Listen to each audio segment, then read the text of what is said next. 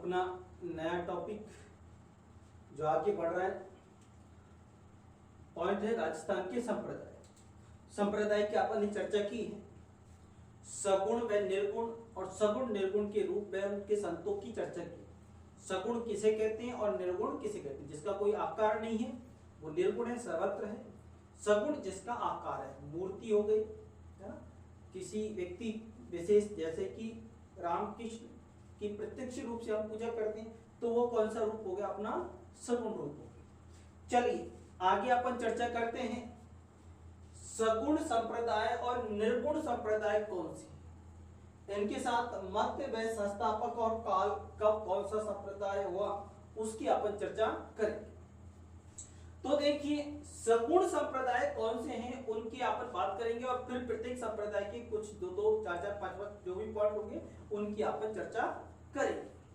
तो देखिए सगुण संप्रदाय में शैव संप्रदाय जो है ये सगुण है, शिव की महाकाल के रूप में प्रत्यक्ष रूप में पूजा करते हैं, मूर्ति के रूप में इसकी पूजा करते हैं, इनकी शिव भगवान की, है ना। तो शैव जो संप्रदाय है वो शैव सगुण संप्रदाय। इसी में नाथ संप्रदाय, ये नाथ और शिव एक ही है, कोई ज्यादा अंतर नहीं है, सेम है, वही शिव की भक्ति में। वैष्णव संप्रदाय ये भी कौन सा है? सगुण संप्रदाय, विष्णु से संबंधित, भगवान विष्णु। रामानुजी, रामानंदी, रामावतार एक ही बात है, एक ही संप्रदाय के कई नाम है। ये भी संप्रदाय कैसा है? सगुण संप्रदाय है।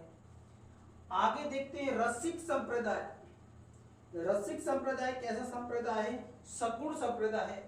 गौड़ीय संप्रदाय, गौड़ीय संप्रदाय भी सगुण संप्रदाय है। वल्लभ संप्रदाय, वल्लभाचार्य, गौड़ी संप्रदाय, चैतन्य महाप्रभु को गौड़ी कहते हैं। नाथ संप्रदाय, नाथ द्वारा कैसा है? सगुण संप्रदाय है। नाथ संप्रदाय, नाथ द्वारा में श्री कृष्ण की। और निम्बारक संप्रदाय, निम्बारक संप्रदाय भी कैसा है? सगुण संप्रदाय। तो ये अपने कौन से संप्रदाय हो गए? सगुण संप्रदाय, है ना। शैव, नाथ, वैष्णव, रामानुज, रसिक, गौड़ीय, वल्लभ, नाथ और निम्बारक। अब निर्गुण संप्रदाय काफी हैं, तो निर्गुण में जैसे जसनाथी संप्रदाय, संप्रदाय का जन्म मृत्यु कहते हैं कि होता रहता है ना। अन्य धर्मों में भी अपन बात करें, लेकिन अपने सनातन धर्म के संप्रदाय की अपन बात करें। जसनाथी संप्रदाय राजस्थान में प्रसिद्ध है, सभी जानते हैं जसनाथी। विष्णोई संप्रदाय, विष्णोई 209 नियम विष्णोई। चरणदासी संप्रदाय, ये कैसे संप्रदाय हैं? निर्गुण संप्रदाय, निराकार के रूप में ईश्वर की ये उपासना करते हैं। लालदासी संप्रदाय कैसा संप्रदाय है? निर्गुण संप्रदाय में ही निरंजनी संप्रदाय और रामकृष्णी संप्रदाय व परिणामी संप्रदाय, इन संप्रदाय को निर्गुण संप्रदाय की श्रेणी में माना जाता है। ये ईश्वर की मूर्ति रूप में पूजा नहीं करते। अलख्य संप्रदाय, नवल संप्रदाय, क्योंकि जो भी संत बनता है वो अपने संप्रदाय को, जो अपनी भक्ति अपने सिस्टम को देता है, वो उसके नाम पर उस संप्रदाय का नामकरण हो जाता है। जबकि सगुण संप्रदाय के तो हम 3-4 रूप ले सकते हैं, शैव मत, वैष्णव मत, शक्त मत के रूप में, है ना, शिव। तो इस तरह से हम सूर्य आदि हम रूपों में इनको जान सकते हैं। गुदर संप्रदाय निर्गुण है। राजा राम संप्रदाय निर्गुण संप्रदाय। उदरिया संप्रदाय, सिख संप्रदाय, सिख धर्म पंजाब में निर्गुण संप्रदाय है। दादू पंथी, दादू संप्रदाय जो है ये निर्गुण है। सुंदरदास जी का संप्रदाय निर्गुण है। राजादास जी का संप्रदाय निर्गुण है। तो ये जितने भी संप्रदाय हैं, जिनका सबका नाम कैसा मिलेगा आपको? ईश्वर के नाम से नाम मिलके अलग मिलेगा। आप इनको कैसे समझ सकते हो? जैसे कि जसनाथ जी, विष्णु, चरणदासी, लालदास जी, निरंजनी, रामकृष्ण। तो रामकृष्ण एक ईश्वर से लगा हुआ, तो आप यहाँ का राम अवतार संप्रदाय, यहाँ भ्रम पैदा हो सकता है कि ये कहीं सगुण संप्रदाय नहीं। बाकी में हम पहचान करते हैं तो कहीं ज्यादा अलख्य संप्रदाय, नवल संप्रदाय, कुदड़ संप्रदाय, राजाराम उदरिया, शिक, है ना, दादू, सुंदरदास, रजत। तो संतों के सीधे सीधे नाम है और उससे स्पष्ट दिखता है कि ये निर्गुण संप्रदाय, जिसके आप पूछे सगुण है निर्गुण है, इस तरह का प्रश्न में आप आसानी से इनको पहचान सकते हैं। सगुण संप्रदाय में शैव, नाथ, वैष्णव, रसिक, गौड़ीय, पल्लव, नाथ और निम्बारक, ये सारे अपने सगुण हो गए। अब देखिए मत, दर्शन व संस्थापक और काल, कौन से काल में कौन से मत का किसने प्रतिपादित किया। सबसे पहले जो दर्शन देने वाले थे उनका नाम था शंकराचार्य। बौद्ध धर्म को परास्त किया और सनातन धर्म की प्रतिष्ठा इन्होंने स्थापित की, जिनका नाम था शंकराचार्य। शंकराचार्य ने अद्वैतवाद मत का प्रतिपादन किया। चारों मठ भारत में उत्तर, पूर्व, पश्चिम, दक्षिण में इन्होंने स्थापित किए, जो आज धर्म के महत्वपूर्ण केंद्र हैं। शंकराचार्य कब हुए थे?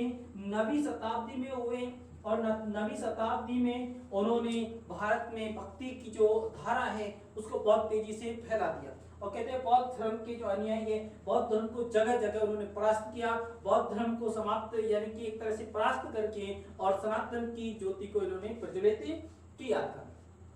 आगे आप देखते हैं 12वीं शताब्दी में रामानुजाचार्य रामानुज ने जो संप्रदाय चलाया वो विशिष्टाद्वैत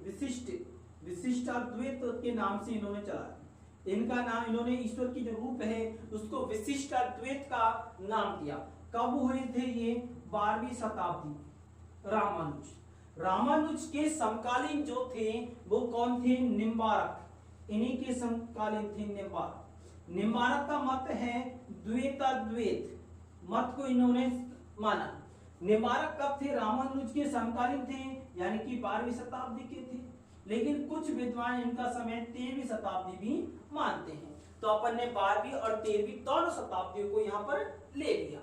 शुद्ध अद्वैत की बात करते हैं। शुद्ध अद्वैत देने वाले कौन हैं? विष्णु स्वामी। विष्णु स्वामी कहें तो वल्लभाचार्य, बात एक ही है ना, विष्णु स्वामी या वल्लभाचार्य। ये कब हुए? 15वीं शताब्दी के संत थे। इन्होंने 15वीं शताब्दी में अपने शुद्धाद्वैत नामक दर्शन का इन्होंने प्रतिपादन किया। अचिंत्य भेदाभेद संप्रदाय, जिसे मध्य गौड़ीय संप्रदाय भी कहते हैं। अचिंत्य भेदाभेद संप्रदाय क्या कहते हैं? मध्य गौड़ीय संप्रदाय। अब मध्य गौड़ीय संप्रदाय की स्थापना किसने की? चैतन्य महाप्रभु। पुरी में, है ना, गुजरात की तरफ पूर्व बंगाल की तरफ द्वारका से लेकर ये गोवर्धन जो बना हुआ है कृष्ण भक्ति थी। तो चैतन्य महाप्रभु को गौरांग महाप्रभु भी कहते हैं। ये कब थे? 15वीं 16वीं शताब्दी में। इनका कौन नहीं आता है? 15वीं 16वीं शताब्दी के संत।